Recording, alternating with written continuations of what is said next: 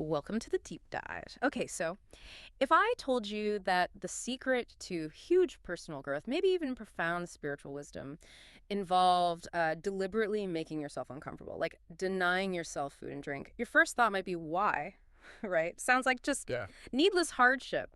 But today we're digging into sources that flip that idea completely on its head. We're looking at practices, especially fasting, going without food or drink from sunrise to sunset, which are presented not as burdens, but as really powerful investments in yourself.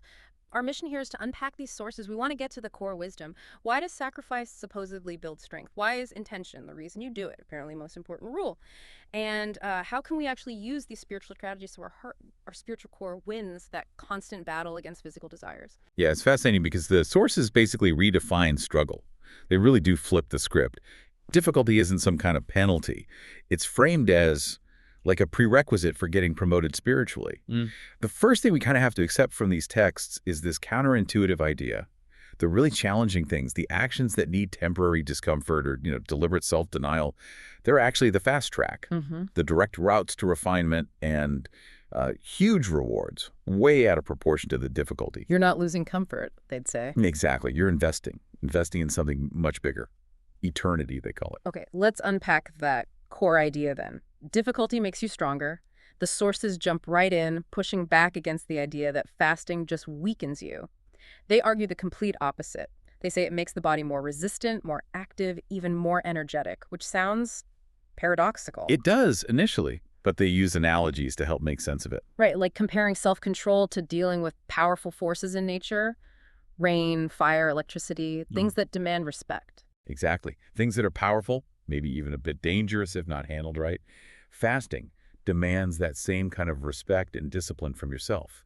And that process, that discipline, builds resilience. I like the gymnastics analogy they use too. That feels very relatable. When you're lifting weights or doing something strenuous, it hurts in the moment, right? Right?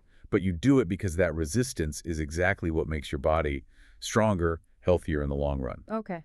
So fasting, in this view, is like that resistance training, but for your spirit. Ah, okay. Spiritual resistance training. Precisely.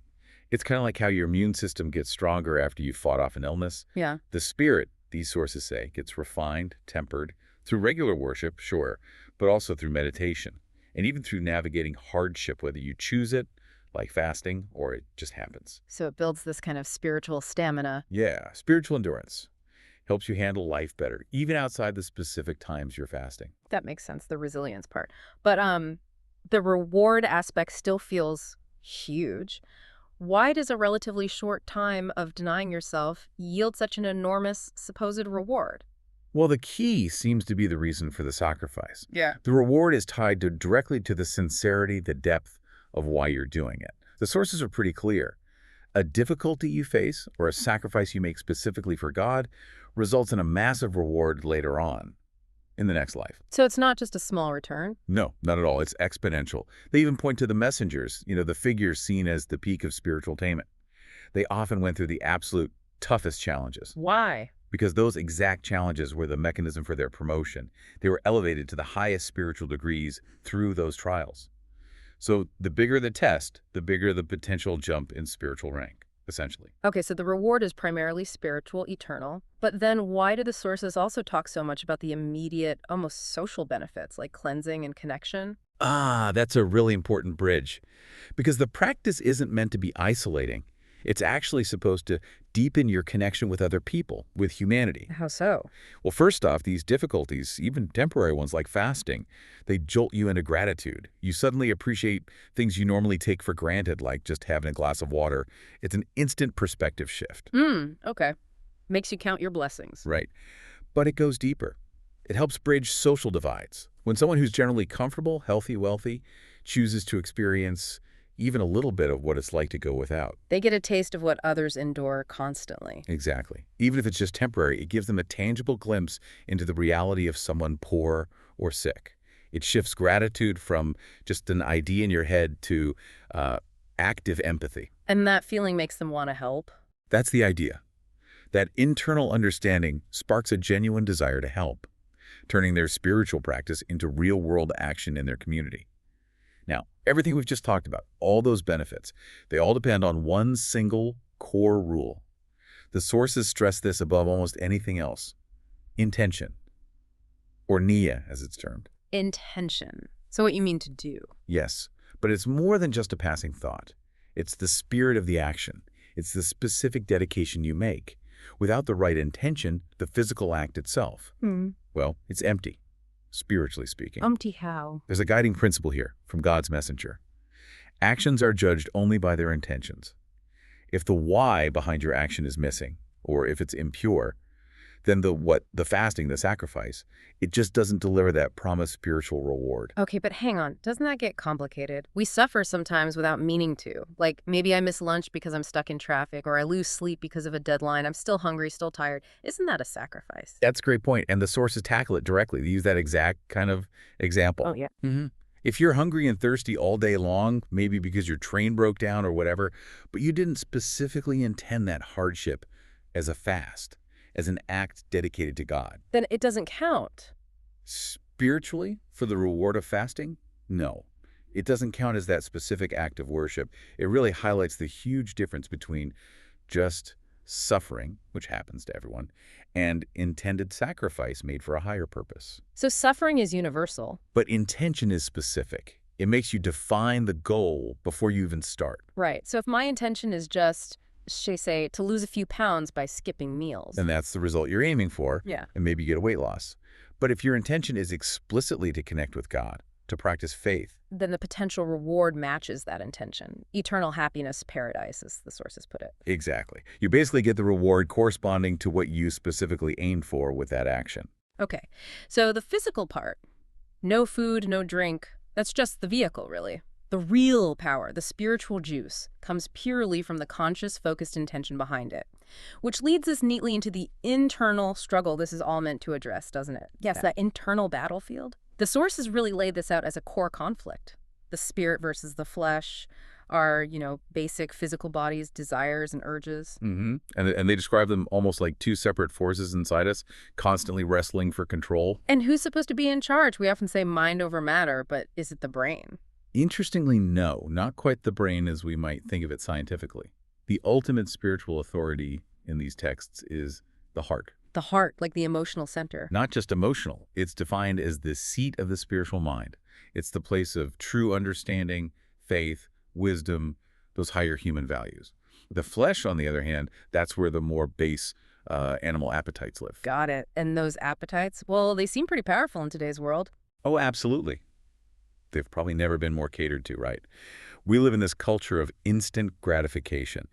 But the sources warn about something specific here: the trap of greed. The trap of greed. Okay, walk us through that. What happens when we just keep feeding those physical appetites?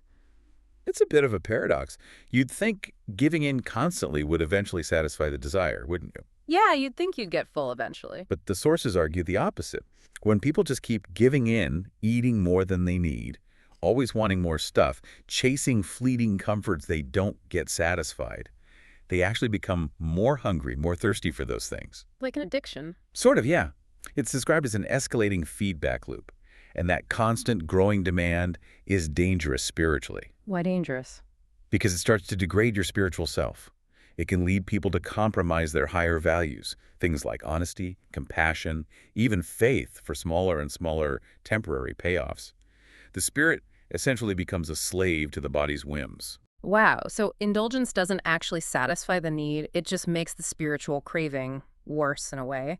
How do you stop that cycle then? How do you put the spiritual heart back in the driver's seat? The path, according to these texts, is about control, not necessarily total elimination.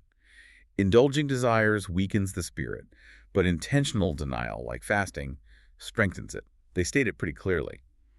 To achieve something truly great, like eternity, you have to get control over the desires of the flesh. You need to make sure the spiritual heart is firmly in command, making decisions based on long-term spiritual well-being, not just short-term physical pleasure. That's a powerful idea, and to help us really grasp it, there's that visual analogy they use, right? The root analogy. The tree analogy. It's quite vivid. Yeah.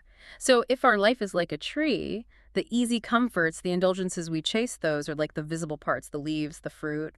Pretty maybe, but temporary. Right, but intentionally sacrificing some of those worldly pleasures, Hmm. choosing spiritual discipline instead. That's described as strengthening the tree's roots. The part you don't see. Exactly. The stronger and healthier the roots, the unseen spiritual foundation, the stronger and more perfect the whole tree, its ultimate growth, will be. It's about prioritizing the hidden foundation over the flashy, temporary exterior. Okay, so building on that foundation, strengthening those roots. Let's get practical. The final section of our dive looks at three specific practices the sources really highlight, tools to level up your spiritual game, you could say. These seem to be what you do once the heart is more in charge. Right. The first one is maybe the toughest. Self-criticism or muhasaba. Self-criticism. That sounds kind of negative. Yeah, the name can be misleading. It's not about beating yourself up or having low self-esteem. It's more like an active daily spiritual audit. An audit, like for finances. Kind of. It means taking a really honest, deep look inside yourself, checking your spiritual balance sheet, so to speak, rigorously looking at whether your actions actually line up with the values you claim to hold. Okay, so it's about honesty and alignment. Exactly. The goal is clarity and correction. Yeah. It helps you find your moral and spiritual equilibrium, to really tell the difference between what's genuinely good for your spirit versus what's just a passing desire or harmful. It's a chance to reset, to renew, fix mistakes quickly, and just keep that relationship with the divine on track, like balancing your checkbook regularly to stay financially healthy. Got it. Makes sense. What's the second practice? The second is reflection, or tafakkur. And this one's described in really beautiful, almost poetic language. Oh, yeah. Mhm. It's called a golden key to understanding reality, the place where trees of truth are planted. It's said to open the pupil of the heart's eye. Wow. So it's highly valued. Incredibly so. One figure mentioned in the source material apparently said, no act of worship is as meritorious as reflection, higher than other acts. Reflection on what? Exactly. Just thinking. Not just idle daydreaming, it's focused, deep contemplation. You're encouraged to reflect on the wonders of God's creation, the incredible complexity of nature, the miracle of your own body, the vastness of the universe. Think about the blessings you have. So appreciating the world around and within you. Yes, but there's a really important boundary drawn. Okay. While you're urged to reflect deeply on creation and blessings, the sources explicitly warn you not to try and figure out God's essential nature, God's essence, that's considered beyond human capacity to grasp. So focus on the knowable, the observable signs of the divine. Exactly. Tefkar is about gaining wisdom by understanding existence, not getting lost, trying to define the indefinable. Right. And the third practice, thankfulness, Shukr. This sounds maybe more straightforward. It sounds simple, but the sources define it with real depth. True thankfulness, Shukr, isn't just saying the words thank you. It's more than politeness. Much more. It has to start in the heart. It's described as a firm conviction, a deep-seated belief that every good thing, every single blessing you have, ultimately comes from God. So it's a fundamental shift in how you see things. Yes. You stop seeing yourself as the ultimate owner of your talents, your health, your possessions. You see yourself as more of a temporary steward, entrusted with immense gifts. And how do you live it out, as they say? Well, you express thanks with your words, definitely. More importantly, you show it through how you use and take care of those gifts in your daily life. Recognizing that your life itself, your body, your abilities, your achievements, the resources you have, acknowledging all of it as gifts you've received. Well, it transforms how you interact with everything and everyone. It makes you a more conscious, more grateful participant in your own existence. Hashtag outro. So when we pull it all together, this whole deep dive, from the physical side of intentional struggle like fasting, all the way to building that internal spiritual structure with intention, reflection, thankfulness, the main thread is clear, isn't it? Yeah, it seems to be. The physical act itself, whether it's fasting or any other sacrifice, it's kind of spiritually dead without that framework, without the right intention, without that reflection and gratitude backing it up. So these practices give you a way to handle, well, modern life. Yep. All the distractions, the constant desires. Exactly. They provide a really powerful, practical framework, a way to navigate all that information overload, all those competing desires that just bombard us every day. It really does force you to apply that intentional filter to just your average day, doesn't it? It leaves you with a pretty challenging thought. If our actions are really judged only by our intentions, what percentage of the things you do in a typical day would genuinely qualify for the reward you say you're seeking? That's a heavy question. And following that tree analogy, is strengthening the roots of your spirit, that hidden foundation, a bigger priority in how you spend your time and energy than, polishing the tree's outward appearance? The visible stuff. Yeah. What matters more, the roots or the leaves? It's definitely something worth pondering long after this dive is over.